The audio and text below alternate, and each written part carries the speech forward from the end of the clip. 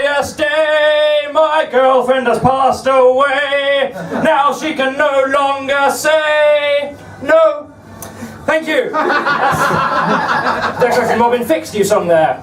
It's rather more than a generic pop song where using hashtag and blatant misogyny to persuade women to sleep with him, so he's wasted dead. Now, what a lovely man. So good evening. When you walked through the door, it was clear to me that I need a new look. So good evening. Who likes sex? Yeah, I'm not offering. The time I lost my virginity was absolutely magical, something like that. I mean, picture the scene. I was there, she was there, yes, it was a woman. Her there. Got confused there, sorry, I forgot it. Insert funny line here. So picture the scene. My arms were around her waist, her arms were around my neck in a non-strangly way. Our faces moved close together in what was soon to become an embrace of the lips, a passionate embrace of the lips, if you like. Our tongues slid into each other's mouths, tasting each other as I squeezed her buttocks. We pulled apart from the kiss. I removed my shirt, she removed hers. My arms reached around her back. And that's when we were kicked out of the library. And then, of course, I took a chlamydia test. Who is taking a chlamydia test? Give me a cheer. Yay! For those of you who haven't, basically it involves peeing into a pot, which will be fine, except the entrance to the pot is about that big. And I pride myself on having incredibly good aim with my penis, to the point that if my penis entered the archery in the 2012 Olympics, we would have got the gold. But for some reason, under that circumstance, I tried to pee into the pot and my urine was just like, no, I'm not going in there. I want to be free. I want to follow my dreams. I want to do Broadway. Oh, mamma mia. Here we go. That's my urine doing. But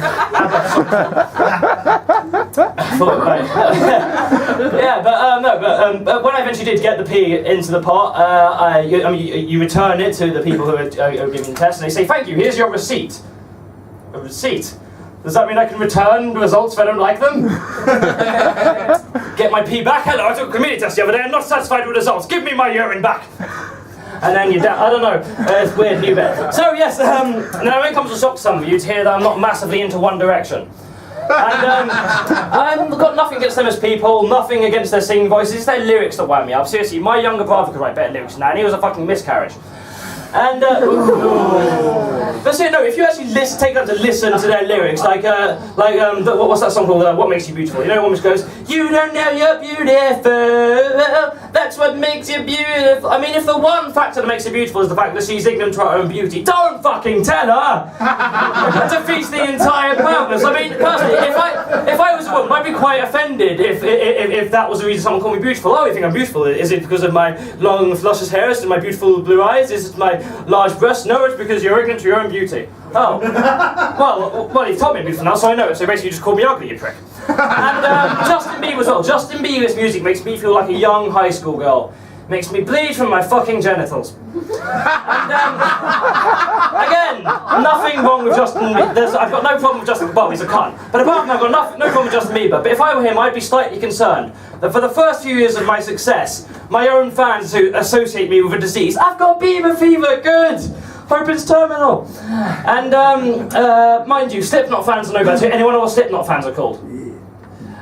Maggots. Slipknot fans are called maggots. Oh yeah, we're Slipknots, we're all brutal, heavy and evil. Maggots, small, irritating and like fruit. Slight image. Not much wrong with fruit, of course. An apple a day keeps the doctor away, that's what they say. An apple a day keeps the doctor away. Oh, what if you need a fucking doctor? It's quite counterproductive, isn't it? Hello, can I see a doctor, please? No, you can't. Oh, why is that? Because you've had an apple within the last 24 hours and doctors are allergic to vitamin C. and then you die of lung cancer or something. So yeah, stay away from apples. But there are a lot of sayings like that where people just say, and a lot of sayings that people just say without looking at any logic. But I'm talking about logic, what the hell? There are a lot of sayings like that, there's always a light at the end of the tunnel, tell that to Lady Diana. They're going to get worse, don't worry. What doesn't kill you makes you stronger, tell that to Christopher Reeve.